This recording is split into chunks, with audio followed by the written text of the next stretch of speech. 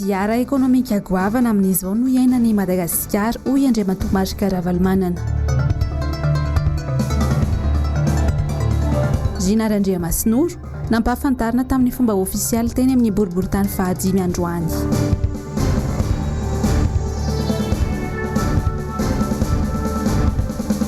Toamasina, trano 12 tafo no may omaly. Manantitra ny arabo ambam-pirarintso anareo tompokilasy tombovavy ary manasa ihany koa anaraka ny vaovao eto amin'ny fahitalavitra MBS. Nanamafy androany ny filoha mpanorona ny antoko tiako Madagasikara Andriamatomarika Ravalomanana fa miaina ao anaty krizy ny vahoaka malagasy ankehitriny ary ao anatin'izay ny fijaliana amin'ny resaka jiro sy ny rano. Nisy ny afatra izay noentiny nandritra ny fanazavany. Germain Menjanary no mitatitra ny vaovao amintsika, sary ny Mathieu Prince. Olana goavana atrehan'ny malagasy amin'izao ny sehatry ny sosialy toy ny rano, ny jiro, ny vidim-piainana ary ny solika. Mitaky politika mazava avy amin'ny fitondram-panjakana ny famahana ny olan'ny vahoaka malagasy.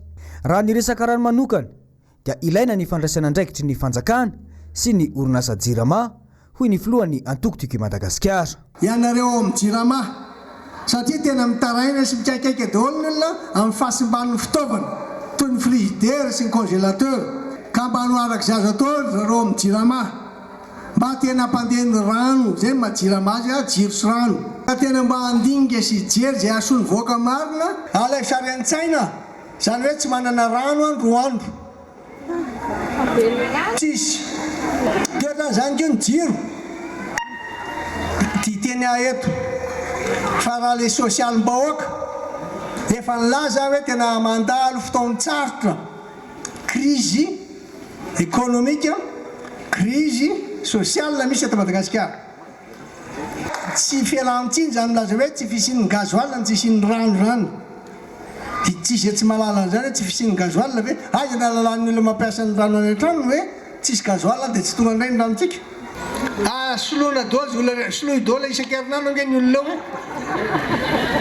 fa raha tsy miova mihitsy ny paikady entina mahana ny olona io dia ohatra zao foana mahazo voaka eto Antananarivo mandritra ny enim-bolana zany sy volana zany eny tapaka ny rano zavatra raha lozy zany tsisy fanso na tapaka tsinitsinina tapaka fa tsisy fotsiny zao ny rano raha tsy amin'ny alina mandeha kely zay matoka filohan'ny mpanohitra ary milaza zavatra misy iaina ny vahoaka eto fa manoloana ny olana zay sedrainy ny vahoaka malagasy amin'izao fotoana izao dia andraikitry ny mpitondra fanjakana no mijery ny vahaolana momba izany ary io dia napetraky ny filoha nasionala ny antoko tiako Madagasikara Andriamatomarika Ravalomanana mazava fa ilaina ihany koa ny politika mitombona ahafahana mama an'izany olana mianjady amin'ny vahoaka izany. Germain Menjanary no mitatitra ny vaovao, sary ny Prince.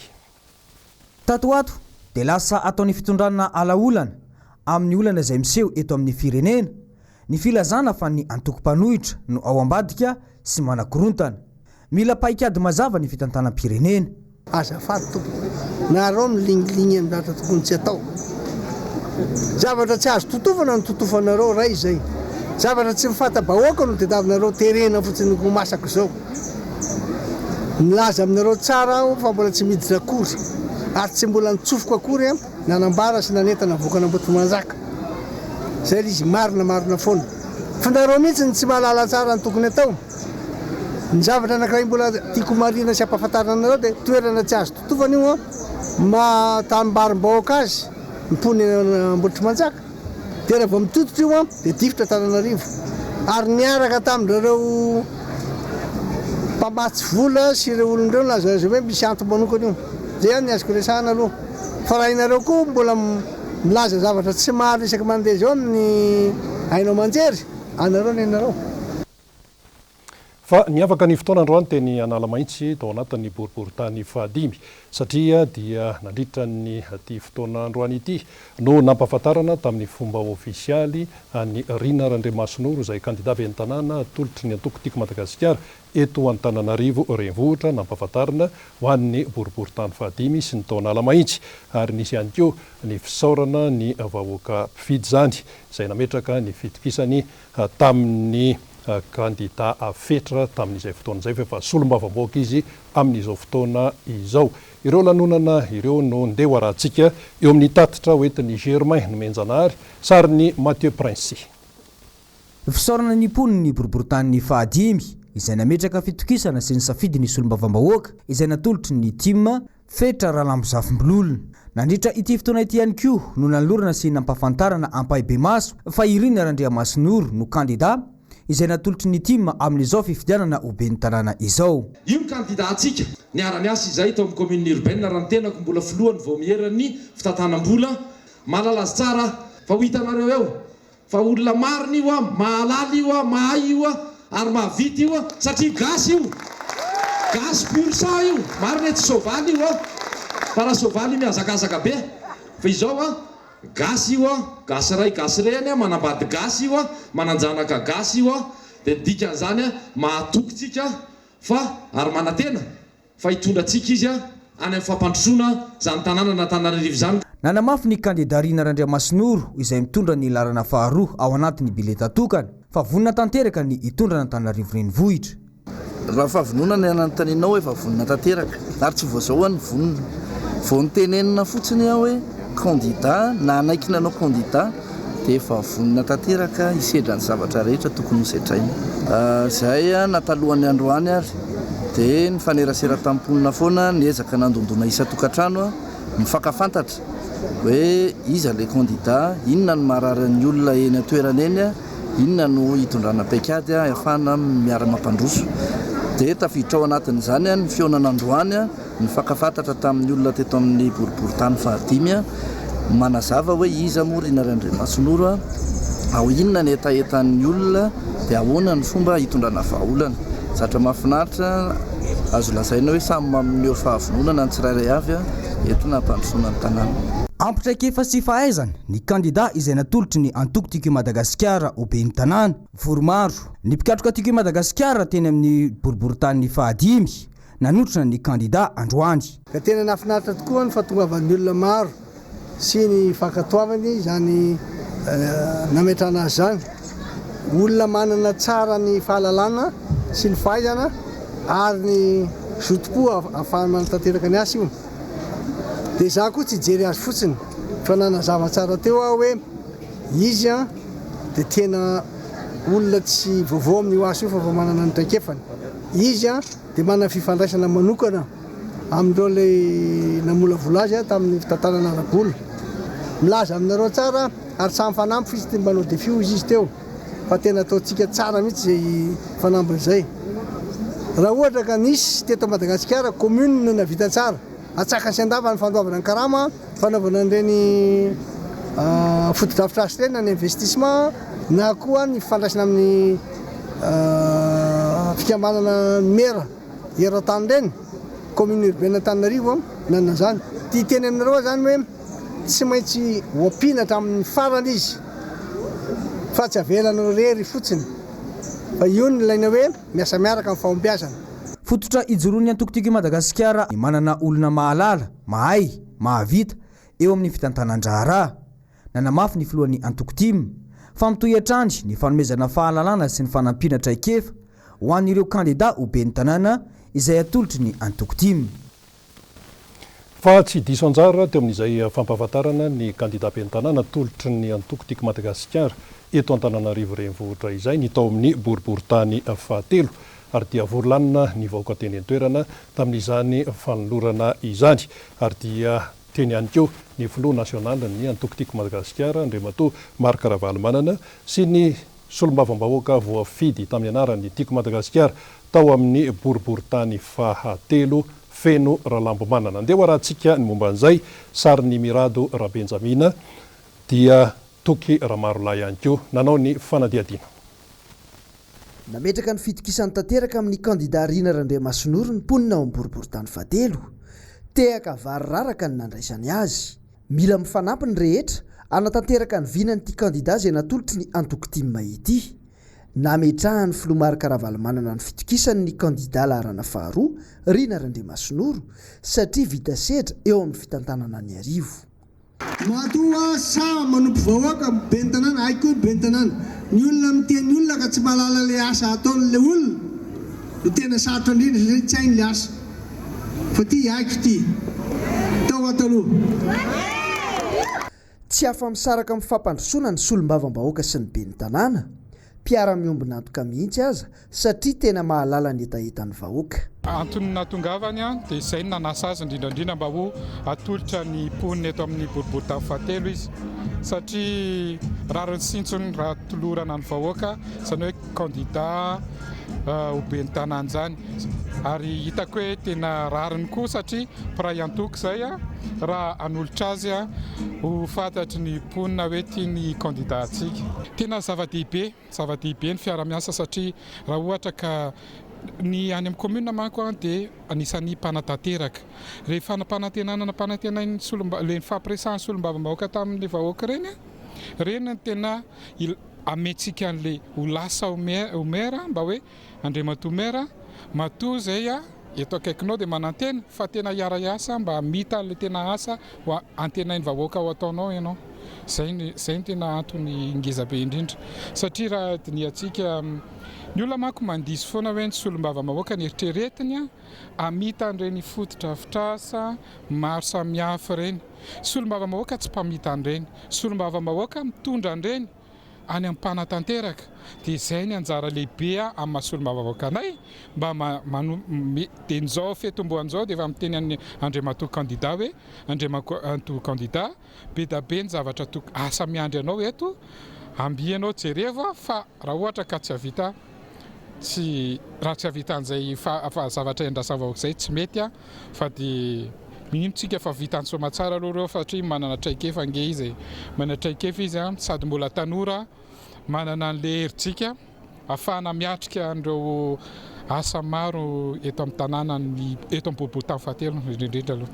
Sepotry ny fako ny faritra eto arivo ary isan'izany ny boriboritany izay hiadidiny ny député Feno Ralambomanana.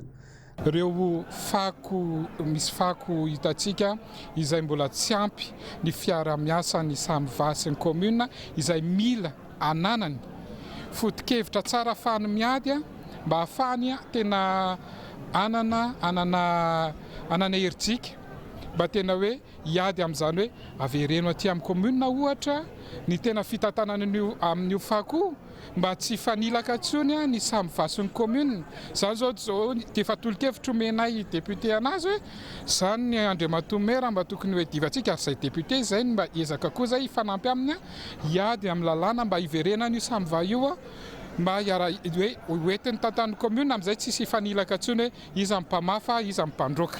Mivonona tanteraka ny antoko-tiako Madagasikara amin'ny fiatrehana ny fifidianana ben'ny tanàna ary tsy hiemotra amin'ny filazana ny marina.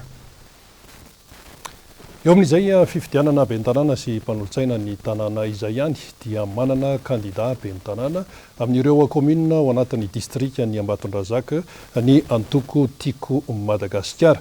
Andeha ho fantaritsika amin'ny alalan'ny fampahafantarana ny momba azy ireo. Kandida ben'ny tanàna timma commune rurale Landrombo.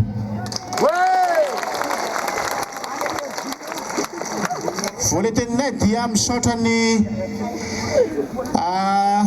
distimma eto Ambatondrazaka ny fidenay ho ben'ny tanàna eo anisan'ny kandida timma atao anatin'ny district Ambatondrazaka. Conseiller numéro 3 ao Andromba izany hoe nanolotra ny Monsieur Lody ho mpiara-miasa miaraka aminy sotra betsaka to. Ny kandida ny ben'ny tanàna ao anivon'ny commune maire Mandroso izay natolotry ny antoko tiako Madagasikara. Raha kotony aina mamitiana dia donné numéro 1 ao amin'ny laharana izy ao amin'ny bulletin tokana. Moa dia Randriamampiona raha kotony aina izay natolotry ny candidat antoko tiako Madagasikara ho candidat ben'ny tanàna ao amin'ny commune rurale Ambohitava. laharana faharoa ao amin'ny bulletin tokana.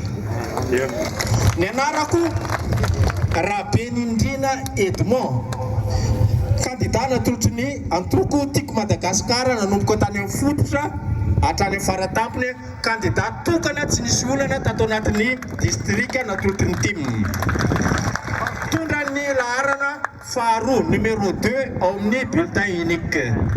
Ny tenako monsieur Rambelona, gendarme retraite tim hatramin'izay. Ary efa tagnatin'ny staffin'ny tim 2003-2007 ary mbola tsy namadika palitao hatramin'izao. Ka vonona anarina le commune eo fa tena mampalahelo. Besisika miakatra, ny kakazo miakatra, charbon mandeha, ny zavatra nefa tsisy miditra ary amin'ny commune ry président ka dia ho amboarinay io karakaranay saotra tompoko. Raha be maravo Philbert, candidat tim uben'ny tanàna Ambotsilozana, mitondra ny laharana fahaefatra. Ary fanaka dada tsara zany atao hoe Ambotsilozana zany fa atao nanena ny foto-drafitrasa marobe toy ny ferme, ny jiro ary ny centre de formation. Ranjakasoa Albert, candidat ny commune suburbaine Ambatondrazaka, numéro 1 tompoko, saotra tompoko lahy. Randriamatoa Rakoto Armeri, Ravozanary Justin, natolotry ny antoko tiako Madagasikara ao Antsangasanga.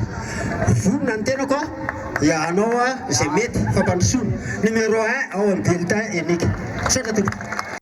Randrianavy Jean Baptiste, candidat ben'ny tanàna tomboky ny tim ao commune Betsoa. Miarahaba manokana monsieur le président sy ireo membre groupe politique miaraka aminao. Tsy manakambara firy fa dia ny asa nataonga mba ny fampitsarana. Lasaky ny tim atao a Betsofo, numéro 3 manoana ny maire amin'ny asa nataony ao Betsofo. Saotra tompoko. Laharana faharoa amin'ny bulletin tokana. Nicolas Rafidson Androlaina Nicolas avy eo Tanambobe sakay salama daholo tompoko. Zay fa dia misaotra ny président, saotra antsika rehetra tompoko. Ny commune rurale manakambahiny andrefana. Laharana misy dia laharana numéro 3. 3 tokotelo mamasa mahandro. Dia saotra tompoko fa dia mivavaka. Mba mangavy anareo mba mivavaka ho anay candidat rehetra mba ho tafita. Ny anarako Randriana Todomanana Williams Kayeta.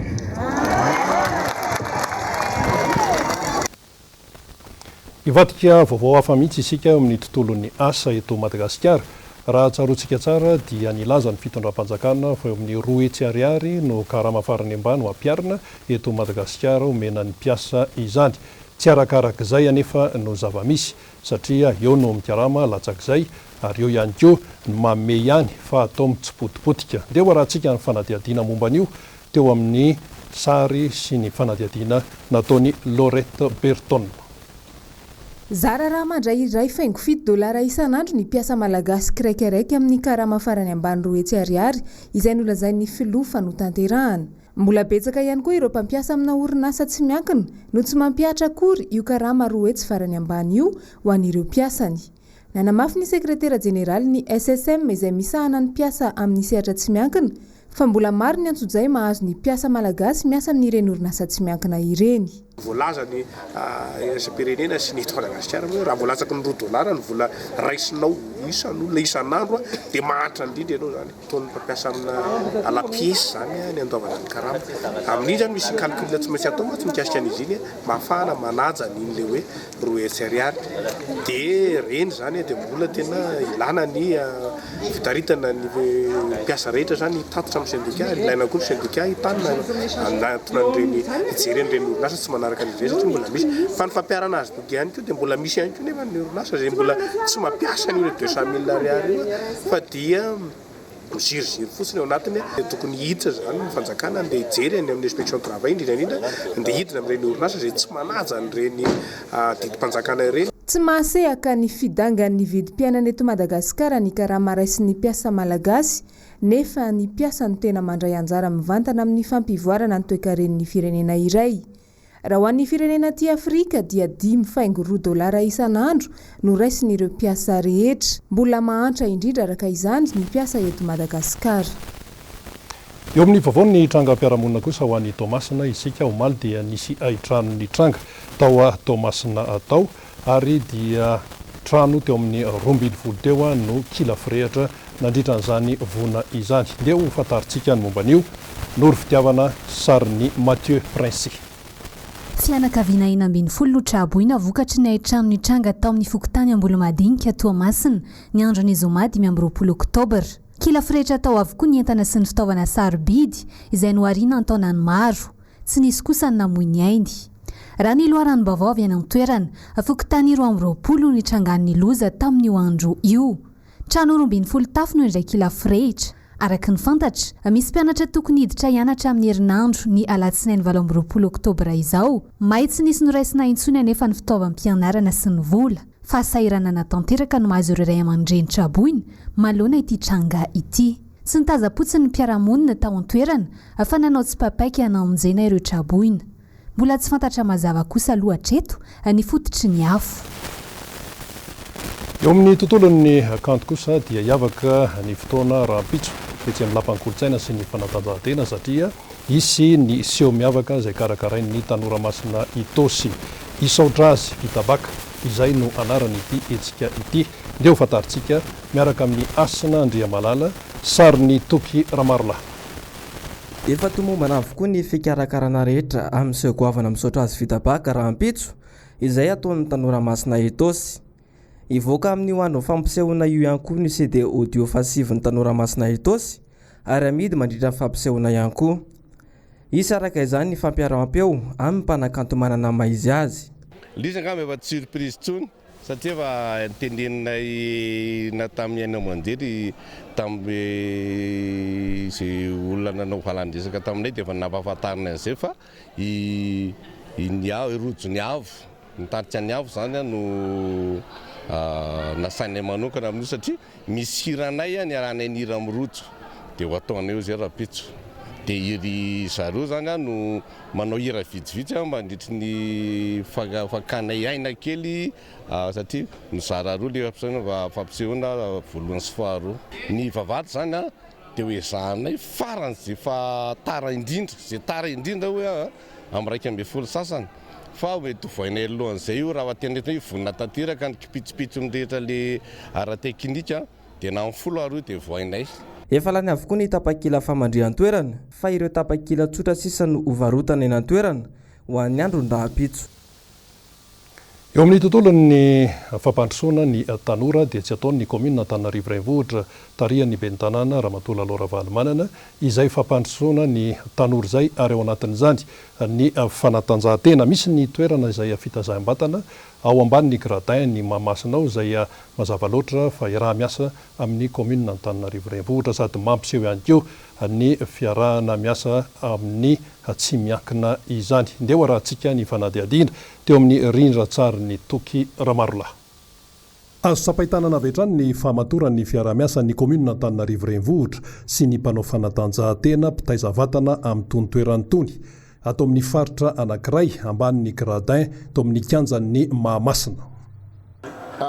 Alizy aloha zany zao eto alizy ny tena maro na atao amin'ny enceinte stade municipal mihitsy zany misy anay atao amin'ny sous-gradin zany no misy an'izao fotsafitsasa be zao izay tena nanaovany tena effort mba hanampiana an'ireo atletantsika sy ireo olona rehetra zay te hanao sport dia nataonay ato le izy satria ato zany toerana ray zay ahafahan'ny rehetrarehetra manao sport sy fanakalozana amin'ny resaka sport dia zay ny antony nanokafana an'ity izay isorana manokana ny commune moa zany na amin'ny antena ty toerana ity tatana amin'izao fotoana dia tena mbola miara-miasa tsara aminay amin'izao fotoana izao irariana zany ohatry izay foana le izy mba ahafahan'ny tanora mivelatra kokoa amin'ny alalan'ny sport satria tsisy afa-tsy sport ny fampitezana zany amin'ny fiainana andavanandro nareo tanora na ny olon-dehibe eny fa na tsika rehetrarehetra raha dia mila manao sport mba ho salama fa rehefa salama isika afaka manao ny asa rehetrarehetra sy afaka manao ny fiainana rehetrarehetra.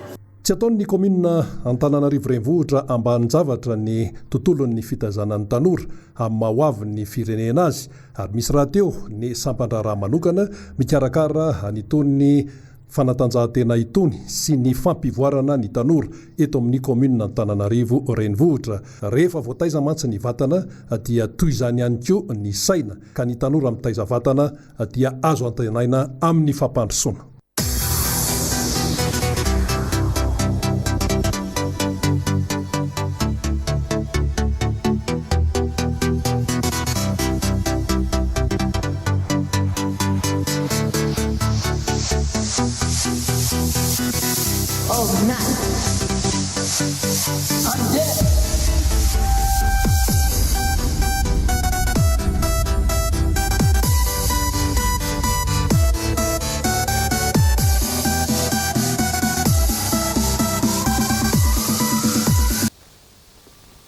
Fa efa tao anatin'ny andro maromaro kosa izay no nisy ny fahatapahan'ny lalana amin'ny toerana maro eto Antananarivo renivohitra. Tsara ny mahafantatra azy ireny mialoha mba ahafahana miomana ndeha rahantsika ary ny momban'izay. Ny fiadidinan'ny tanàna Antananarivo renivohitra dia mampandreny be sy ny maro, indrindra ireo mpampiasa lalana, fa mba hampizotra tsara ny asa fanamboaran-dalana izay ataon'ny orinasa Kolasy dia rindra toy izao manaraka izao ny fifamoivoizan'ny fiara rehetra tsy ankanavaka. Alatsinainy 20 Oktobra 2024 ka hatramin'ny alarobia 3 Oktobra 2024 voarara ho an'ny fifamoivoizan'ny fiara rehetra tsy ankanavaka ny ampahan'ny lalana eo anelanelan'ny Carrefour Ambodivona ka hatreo amin'ny FJKM Ambohimanandray. Ireo fiara rehetra te hiazo iny lalana iny dia mandray avy hatrany ny lalana any Atodiana sy Ambohimandroso. Ny alakamisy 3 Oktobra 2024 ka hatramin'ny alatsinainy 10 Novambra 2024 indray voarara ny fifamoivoizan'ny fiara rehetra ny ampahan'ny lalana eo anelanelan'ny FJKM Ambohimanandray ka hatreo amin'ny Carrefour Ambodimita ny andro ny alakamisy 3 Oktobra 2024 ka hatramin'ny alatsinainy 4 Novambra 2024. Voarara ho an'ny fifamoivoizan'ny fiara rehetra ihany koa ny ampahan'ny lalana eo anelanelan'ny Carrefour Ambodimita ka hatreo amin'ny Carrefour RN4 sy ny DIG RN58A ny andro ny talata 5 Novambra 2024 ka hatramin'ny alatsinainy 1 Novambra 2024.